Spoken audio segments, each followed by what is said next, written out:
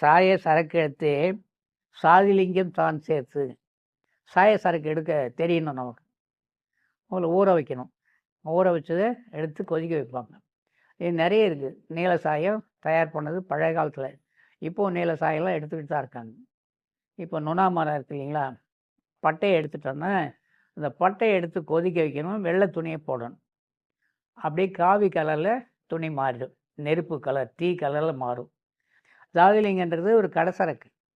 அது கடையில் கிடைக்கக்கூடியது. இங்கே நம்முடைய உடல் உறுப்புகளை ஜாதிலிங்கம் எங்கே இருக்குதுன்னு நீங்கள் நல்லா யோசனை பண்ணி பாருங்கள். முதல்ல சாய சரக்கு எடுக்கணும்.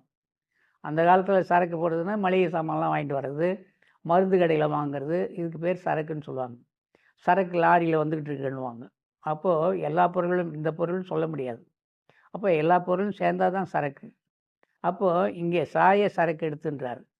ஒரு வகையான சாயம்தான், ஒரு வகையான சரக்கு தான். சாய சரக்கு எடுத்து சாதிலிங்கம் தான் சேர்த்து மாய பொடி கலந்து.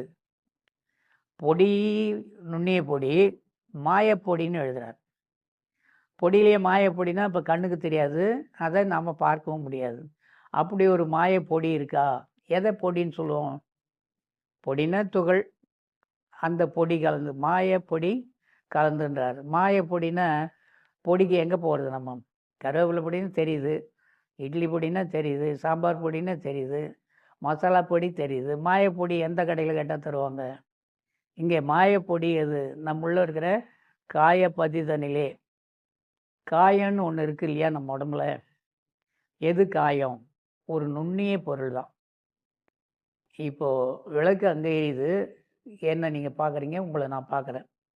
இந்த விளக்கு அங்கே இருக்குது. விளக்குலேருந்து வர கதிர்கள், ஒளி கிரணங்கள் உங்கள் மேலேயும் என் மேலே படுறதுனால தான் அது தெரியுது. இந்த கிரணங்களை நம்ம கண்ணால் பார்க்க முடியுதா?